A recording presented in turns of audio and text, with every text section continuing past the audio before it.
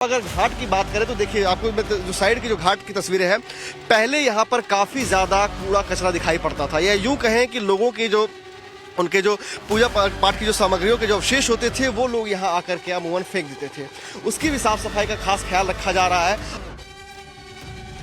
यानी फर्क तो दिख रहा है, एकदम से क्लीन हो गई यमुना, कुछ बचा ही नहीं है गंदगी के नाम पर, ऐसा भी नहीं है। लेकिन जब आप पिछले सालों से कंपेयर कीजिए तो डिफरेंस दिखता है, और लोग अब पूछ रहे हैं कि भाई यही काम केजरीवाल नहीं कर सकते थे। पहले से तो बहुत साफ है, पहले से अब तक में तो कम से कम मान के चलिए 60% का फायदा।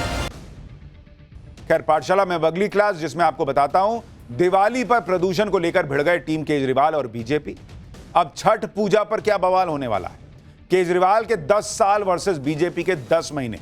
छठ के पहले यमुना में झाग है या नहीं, इसकी ग्राउंड रिपोर्ट आपके लिए लेकर आया हूं।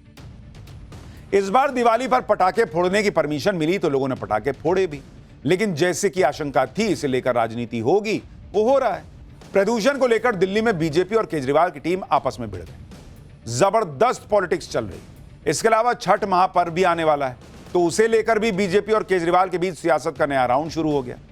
आप देखिए कि दिवाली पर दिल्ली में पटाखे फोड़ने की परमिशन मिलने तक सब सन्नाटे में रहे, लेकिन दिवाली निकलते ही फिर कहने लगे कि दिल्ली की हवा में जहर घुल गया। इनको साल भर जहर नहीं याद आता है।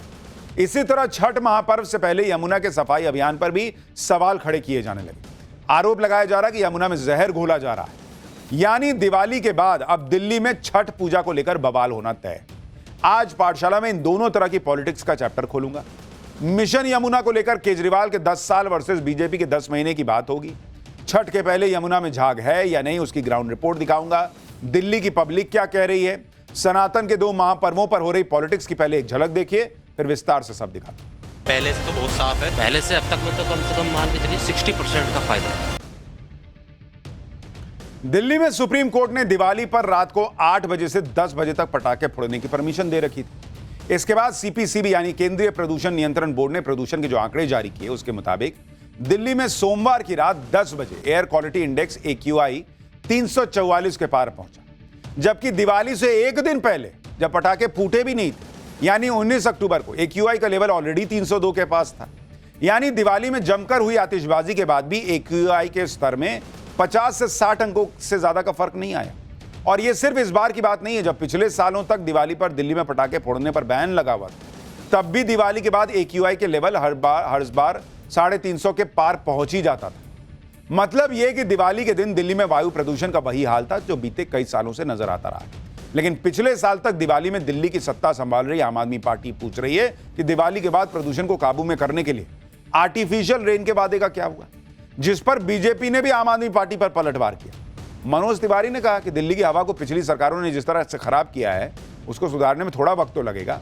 सुनिए दोनों को एक बार। सरकार झूठ बोलती है। सरकार ने कहा कि हम दिवाली के बाद आर्टिफिशियल रेन करा के सादा प्रदूषण ठीक कर देंगे। क्या हुई आर्टिफिशियल रेन? नहीं हुई। मेरा सवाल ये है, अगर आप आर्टिफिशियल रेन करा सकते थे और आपने वादा किया था तो आपने क्यों नहीं कराई? अभी अभी तो इनका 11 साल का कार्यकाल समाप्त हुआ है और हम बार बार कह रहे हैं कि हमें दिल्ली को उस परिस्थिति में लाने में जहां सबको बिल्कुल सांसों के अनुकूल, अपने स्वास्थ्य के अनुकूल दिल्ली हो, इसमें हमें 2 से 2.5 साल लगेगा। आम आदमी पार्टी के जो लोग दिवाली के अगले दिन ही पूछ रहे हैं कि भाई आपने कृत्रिम बारिश क्यों नहीं करा दी, उन्होंने खुद 11 साल में एक बार भी नहीं कराई। आम आदमी पार्टी आर्टिफिशियल रेन यानी क्लाउड सीडिंग के वादे को मुद्दा बना रही है। सूत्रों के मुताबिक 24 से 26 अक्टूबर के बीच मौसम के अनुकूल रहने की संभावना को देखते हुए आर्टिफिशियल रेन की सभी तकनीकी और जमीनी तैयारियां पूरी कर भी ली गई। दरअसल क्लाउड सीडिंग एक वेदर मॉडिफिकेशन टेक्नोलॉजी है जिसमें बादलों में सिल्वर आयोडाइड जैसे केमिकल्स को छिड़ककर आर्टिफिशियल रेन कराई जाती है। दिल्ली सरकार ने कानपुर IIT के साथ मिलकर इस प्रोजेक्ट को तैयार किया, जिसके तहत नॉर्थ वेस्ट दिल्ली के प्रदूषण प्रभावित इलाकों में क्लाउड सीडिंग के लिए 5 ट्रायल फ्लाइट्स होनी है।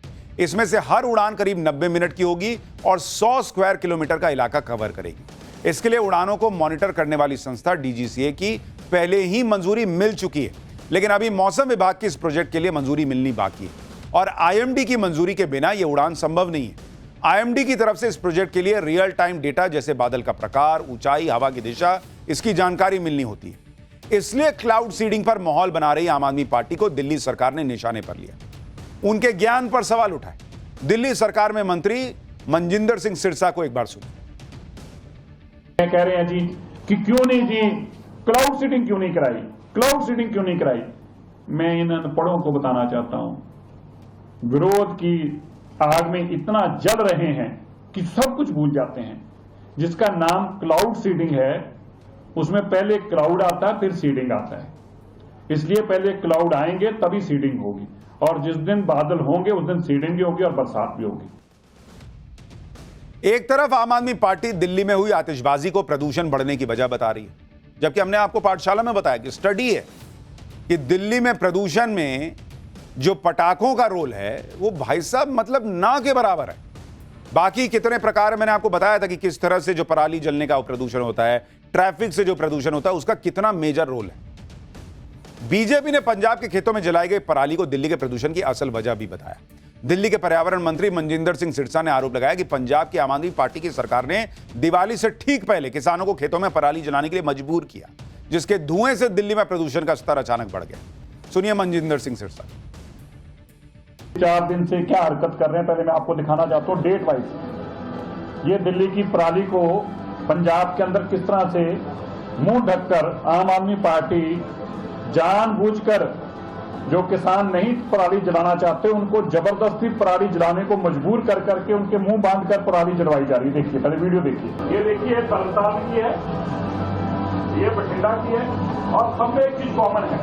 सब में कॉमन क्या है, इन सबके मुंह बांधकर इनसे जलवाई जा रही है।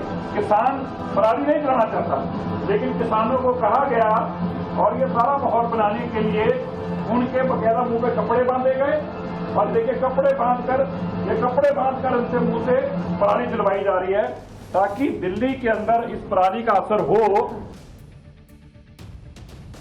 यानी बीजेपी आरोप लगा रही है कि पंजाब में जानबूझकर पराली जलाकर दिल्ली में धुआं ट्रांसफर हो रहा है ताकि दिल्ली में माहौल बने कि यह सब पटाखों की वजह से हो गया।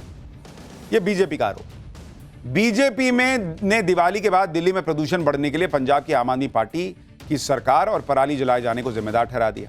इस पर टीएमसी सांसद महुआ मोइत्रा ने बीजेपी के साथ सुप्रीम कोर्ट को भी निशाने पर ले लिया। महुआ मोइत्रा ने लिखा कि लगता है पंजाब के किसान रविवार रात सोए ही नहीं, पराली जलाई ताकि दिल्ली का दम घुटे। इस बीच 90% पटाखे ग्रीन के फर्जी लेबल के साथ बिके क्योंकि असली पहचान का कोई सिस्टम ही नहीं है। AQI question mark, IQ question mark, test basis question mark, supreme court जिंदाबाद। दिवाली के पटाखों पर इस राजनीति के बीच एक और बड़ा पर्व छठ पूजा भी दस्तक देने वाला है, लेकिन इस पर भी पॉलिटिक्स शुरू हो गई। पीएम मोदी के निर्देश पर दिल्ली की सीएम रेखा गुप्ता समेत उनकी पूरी कैबिनेट लगातार यमुना के सफाई अभियान की निगरानी कर रही है। फिर चाहे वो यमुना के घाट पर यमुना आरती की शुरुआत हो या फिर छठ से पहले यमुना के जहरीले झाग की सफाई का अभियान हो। दिल्ली की बीजेपी सरकार ने यमुना से झाग को पूरी तरह खत्म करने के लिए बड़े स्तर पर इको फ्रेंडली केमिकल का स्प्रे किया। विरोधियों ने इस केमिकल के खिलाफ भी इस तरह की मुहिम छेड़ दी कि आप सुनेंगे तो हैरान रह जाएंगे। उसके बारे में आगे बताऊंगा, लेकिन आप देखिए बीजेपी के इस मिशन का क्या असर हुआ। इसके लिए इन 2 तस्वीरों पर नजर डाली। पहली तस्वीर पिछले साल अक्टूबर की है, अक्टूबर और नवंबर महीने की। यमुना नदी में सफेद झाग का अंबार लगा हुआ है, थोड़ा बहुत नहीं है, करीब 1 मीटर ऊंची झाग की परतें नजर आ रही। और दूसरी तस्वीर इस साल अक्टूबर में छठ पूजा से पहले की। यमुना नदी में सफेद झाग करीब करीब साफ हो चुका है, पूरा खत्म हो गया ऐसा नहीं है, लेकिन हां अगर आप कंपैरिजन कीजिएगा तो मैसिव डिफरेंस दिखता है। यमुना का पानी पिछले सालों की तुलना में काफी साफ नजर आ रहा है। दिल्ली में यमुना की जो तस्वीर बदली बदली सी नजर आ रही है, यह सब करना आसान नहीं था, लेकिन दिल्ली में चुनाव जीतने के बाद ही पीएम मोदी ने इस पर 45 पॉइंट के एक्शन प्लान पर काम शुरू करवाया था, जिसके तहत यमुना नदी से अब तक 16 लाख मीट्रिक टन से ज्यादा की गाद हटाई जा चुकी है। यमुना की सफाई और अविरल धारा के लिए 9,000 करोड़ रुपए का बजट दिया गया है। 1816 करोड़ रुपए की 19 जल और सीवरेज योजनाओं की शुरुआत की गई है। यमुना में गिरने वाले नालों की सफाई के लिए 500 करोड़ रुपए खर्च किए गए। 40 डिसेंट्रलाइज्ड एसटीपीज का निर्माण किया जा रहा है और सभी एसटीपीज का थर्ड पार्टी ऑडिट करवाया जा चुका है। छठ महापर्व के लिए सैकड़ों छठ घाट तैयार किए जा रहे हैं। दिल्ली की मुख्यमंत्री रेखा गुप्ता यमुना के अलग अलग घाटों पर जाकर सफाई अभियान को खुद मॉनिटर कर रही हैं। पिछले हफ्ते उन्होंने कालिंदी कुंज में यमुना घाट का एक वीडियो भी शेयर किया और दिखाया कि किस तरह दिल्ली में यमुना छठ के व्रतियों की आस्था की डुबकी के लिए साफ हो रही है। एक बार रेखा गुप्ता को सुनिए, फिर नवभारत ने जो ग्राउंड रिपोर्ट इकट्ठा की है वो आपको दिखाता हूं। जो झूठी झूठी वीडियो दिखाते हैं उन लोगों को मैं ये साफ साफ यमुना दिखाना चाहती हूँ कि ये पूरा का पूरा काम जो हो रहा है, और वो लोग ये झूठ भी फैलाएंगे कि जी कोई केमिकल है जो इस पे डाला जा रहा है। मैं बताना चाहती हूँ पूरी तरीके से एनवायरमेंट फ्रेंडली ग्रीन डिफॉर्मर इसमें यूज किया जा रहा है, जो पूरी तरीके से लैब टेस्टेड है, पूरी तरीके से हमारे पर्यावरण के लिए, हमारे वन, ये जो पानी के जीव हैं, मछली इत्यादि, इन सब के लिए जो बीजेपी और आम आदमी पार्टी के बीच यमुना नदी की सफाई को लेकर जारी आरोप प्रत्यारोप के बीच हमारी टीम खुद यमुना नदी में चल रहे सफाई अभियान की पड़ताल के लिए उसी कालिंदी कुंज घाट पहुंची, जहां सफेद झाग को लेकर बीजेपी और आम आदमी पार्टी एक दूसरे के दावों को झूठा बता रहे हैं। कालिंदी कुंज घाट में यमुना नदी में चल रहे सफाई अभियान और सफेद झाग के सफाई पर टाइम्स नाउ नवभारत की यह ग्राउंड रिपोर्ट देखी। पहले मैं आपको तस्वीरें दिखाता हूं कि देखिए किस तरीके से इस पूरे यमुना की साफ सफाई की जा रही है। आप यहाँ पे जितने भी सारे बोट्स देख रहे हैं, ये दरअसल इन बोट्स के ऊपर केमिकल रखे हुए हैं और उस केमिकल का छिड़काव किया जा रहा है ताकि झाग ना बन सके। अमूमन अगर पहले की बात करें तो पिछले साल की अगर तो हर साल यहाँ पे छठ त्योहार के दौरान एक पूरे झाग नुमा एक चादर दिखाई पड़ती थी और उसी झाग के बीच में छठ व्रती डुबकी लगाते थे, जिससे कहीं ना कहीं छठ व्रतियों को भी समस्याएं होती थी। उसके साथ ही साथ जो उनके साथ के जो लोग आते थे उन्हें भी काफी ज्यादा यहाँ पे समस्या आती थी डुबकी लगाने के दौरान। लेकिन देखिए किस तरीके से यहाँ पर पूरी व्यवस्था की जा रही है छठ की सफाई को लेकर के। उसके अलावा अगर घाट की बात करें तो देखिए आपको जो साइड की जो घाट की तस्वीरें हैं, पहले यहाँ पर काफी ज्यादा कूड़ा कचरा दिखाई पड़ता था, या यूं कहें कि लोगों की जो उनके जो पूजा पाठ की जो सामग्रियों के जो अवशेष होते थे वो लोग यहाँ आकर के अमूमन फेंक देते थे। उसकी भी साफ सफाई का खास ख्याल रखा जा रहा है। यानी फर्क तो दिख रहा है, एकदम से क्लीन हो गई यमुना, कुछ बचा ही नहीं है गंदगी के नाम पर, ऐसा भी नहीं है।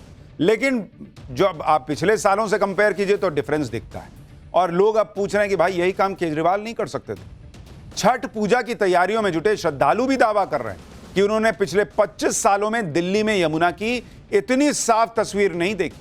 उन्हें पूरी उम्मीद है कि इस बार वो छठ महापर्व पर यमुना के साफ पानी में आस्था की डुबकी लगा पाएंगे। सुनिए दिल्ली के लोग क्या कह रहे हैं। इतना पानी झाग रहता था, आदमी उसमें छठ नहीं कर पाता था, इतने झाग होता था। अब पानी बदबू मारता था, सब कुछ है। अब कि इस साल इतने व्यवस्था हो रखी, लैब भी बना हुआ है, सब कुछ हर एक घंटे में लैब के पानी चेक होता रहता है। इस साल बहुत बढ़िया एकदम से छठ बनेगी। देखिए मैं 25 साल से मैं यहाँ पे हूँ। 25 साल में जो है क्या मैं 5 साल तो केजरीवाल सरकार ने करने नहीं दिया, मगर जो नई सरकार अभी आई है तो नई सरकार के साथ साथ जो यमुना जी के अंदर भी जो है साफ सफाई भी हुई है और पानी इतना स्वच्छ है जैसे हमारे गांव के अंदर जो नदियां होती हैं उसी तरीके से पानी है। कोई केमिकल नहीं है, कोई जो लोग इसमें घंटों घंटों लोग नहाएंगे उनको भी किसी प्रकार की हानि नहीं होगी। मतलब पहले से तो बहुत साफ है और बाकी मतलब है पहले से बढ़िया। पहले क्या होता था कि यहाँ गंदगी पड़ी रहती थी और नाले का पानी भी आगे से उसमें डाला हुआ है और पीछे से मतलब कूड़ा कबाड़ा आता था दिल्ली का, तो वही था। पहले से साफ है। पहले से अब तक में तो कम से कम मान के चलिए 60% का फायदा है। पहले बहुत ज्यादा गंदगी थी, पहले रोड पे ही यहीं पे यहाँ से घुसते स्टार्टिंग होते ही यहाँ कीचड़ चालू हो जाया करता था। अब कीचड़ वगैरह कुछ नहीं है, देखो साफ सफाई साफ दिख रही होती। पहले वोटिंग वगैरह कुछ सिस्टम ही नहीं था ये सब। अब तो वोटिंग भी देखो, वोटिंग वाले भी ऐसे घूम रहे हैं, साफ सफाई हो रही है। पीछे पानी रोक रखा है, जबकि अगर पानी पीछे खोल दें तो उससे और ज्यादा साफ सुथरी हो जाएगी।